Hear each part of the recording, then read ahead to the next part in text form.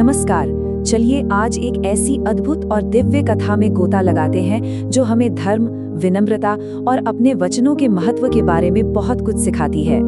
ये कहानी है भगवान विष्णु के 5वें अवतार वामन अवतार की। सोचिए जरा, क्या ये मुमकिन है कि सिर्फ 3 छोटे छोटे कदमों में पूरा का पूरा ब्रह्मांड समा जाए? सुनने में थोड़ा अजीब लगता है ना? लेकिन आज की हमारी कहानी हमें इसी अविश्वसनीय चमत्कार के केंद्र में ले जाएगी। चलिए साथ मिलकर इस दिव्य रहस्य से पर्दा उठाते हैं। तो सबसे पहले ये समझते हैं कि इस अवतार की जरूरत पड़ी ही क्यों। देखिए, भगवान विष्णु का हर अवतार किसी खास मकसद से होता है और वामन अवतार का मिशन था ब्रह्मांड में उस संतुलन को वापस लाना जो खतरे में पड़ गया था। इस कहानी के केंद्र में एक बहुत ही दिलचस्प किरदार है, राजा बलि। हाँ, वो एक असुर थे, लेकिन वो कोई आम खलनायक नहीं थे। वो अपनी दानवीरता और शक्ति के लिए भी जाने जाते थे। असल में उनकी शक्ति इतनी ज्यादा बढ़ गई थी कि उन्होंने तीनों लोकों पर अपना अधिकार कर लिया, जिससे देवताओं में चिंता का माहौल बन गया। जब ब्रह्मांड का संतुलन बिगड़ने लगा और देवता परेशान हो गए, तो वो मदद के लिए भगवान विष्णु के पास पहुंचे। उनकी प्रार्थनाओं के जवाब में भगवान ने एक ऐसे रूप में अवतार लिया जिसकी किसी ने कल्पना भी नहीं की थी, एक छोटे विनम्र ब्राह्मण बालक वामन के रूप में। और यहीं से कहानी में एक बहुत ही रोमांचक मोड़ आता है। कल्पना कीजिए, राजा बलि एक बहुत बड़ा यज्ञ कर रहे हैं और उसी भव्य समारोह के बीच एक छोटा सा बालक वामन वहां पहुंचता है। भले ही उनका कद छोटा था, लेकिन वामन के चेहरे पर एक ऐसा दिव्य तेज था कि सब बस देखते रह गए।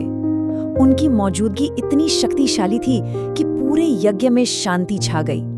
खुद राजा बलि भी उस रहस्यमय बालक को देख के मोहित हो गए थे।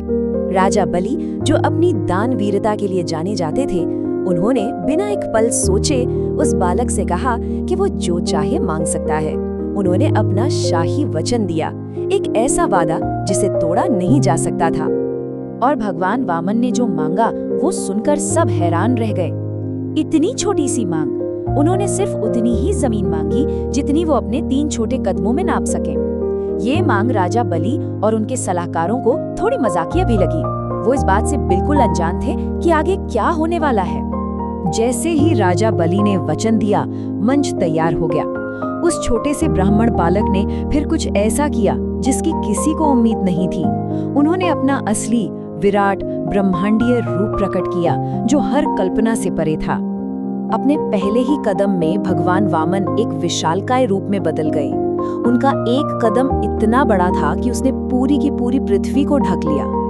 एक ही पल में सारा भूलोक उनके चरणों के नीचे आ गया। उनका दूसरा कदम तो और भी हैरान करने वाला था।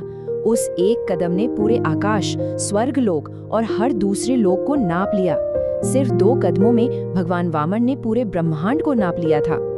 अब एक बड़ी दुविधा खड़ी हो गई। तीसरा कदम रखने के लिए तो कोई जगह ही नहीं बची थी। पूरा ब्रह्मांड तो 2 ही कदमों में नप गया था। तब भगवान वामन ने राजा बलि की ओर देखा और पूछा कि वो अपना वचन कैसे पूरा करेंगे। और यही इस कहानी का सबसे बड़ा और मार्मिक क्षण है। अपने वचन को पूरा करने की जिम्मेदारी दिखाते हुए राजा बलि ने पूरी विनम्रता के साथ अपना सिर झुका दिया। उन्होंने भगवान वामन से कहा कि वो अपना तीसरा और आखिरी कदम उनके सिर पर रखें। ये उनके समर्पण की पराकाष्ठा थी। राजा बलि की इस अटूट भक्ति और अपने वचन के प्रति इस निष्ठा को देखकर भगवान विष्णु बहुत प्रसन्न हुए। सजा देने के बजाय बलि को पुरस्कार मिला। भगवान ने उन्हें पाताल लोक का स्वामी बना दिया और अमर कीर्ति का वरदान दिया। तो ये कहानी सिर्फ एक प्राचीन कथा नहीं है, इसमें हमारे जीवन के लिए बहुत गहरे संदेश छिपे हैं। आइए इस दिव्य लीला से मिलने वाले 5 महान संदेशों पर एक नजर डालते हैं। पहला, अहंकार का पतन निश्चित है। दूसरा, दान की शक्ति सबसे बड़ी है, जैसा राजा बलि ने दिखाया। तीसरा, अपने वचन को निभाना सबसे बड़ा कर्तव्य है। चौथा, भगवान हमेशा अपने सच्चे भक्तों की रक्षा करते हैं। और आखिर में शायद सबसे जरूरी बात कि सच्ची महानता बाहरी शक्ति में नहीं बल्कि भीतर की विनम्रता में होती है। भगवान वामन के काम सच में चमत्कारिक थे। उन्होंने साबित कर दिया कि असली शक्ति आकार पर निर्भर नहीं करती। उन्होंने अपने भक्त की परीक्षा ली और उसे और भी महान बना दिया। देवताओं को उनका सही स्थान वापस दिलाया और सबसे जरूरी बात, उन्होंने ब्रह्मांड में धर्म की फिर से स्थापना की। तो इस पूरी महागाथा से हम अपने जीवन के लिए क्या लेके जा सकते हैं? असल में ये हमें जीवन जीने का एक बहुत ही गहरा और सार्थक रास्ता दिखाती है। अंत में भगवान वामन का अवतार हमें यही याद दिलाता है कि असली ताकत धन दौलत या पद में नहीं है, वो हमारे अंदर है। सच्चाई, विनम्रता और धर्म के रास्ते पर चलने की हमारी क्षमता में यही सच्ची महानता और हमेशा रहने वाली शांति का रास्ता है। तो अगर भगवान वामन की ये अद्भुत कहानी आपके दिल को छू गई हो तो इसे लाइक जरूर करें, इसे अपने दोस्तों और परिवार के साथ शेयर करें और हमारे चैनल पीस ऑफ लाइफस्टाइल को सब्सक्राइब करना ना भूलें। ऐसी ही और प्रेरणादायक कथाओं के लिए हमारे साथ बने रहिए। धन्यवाद।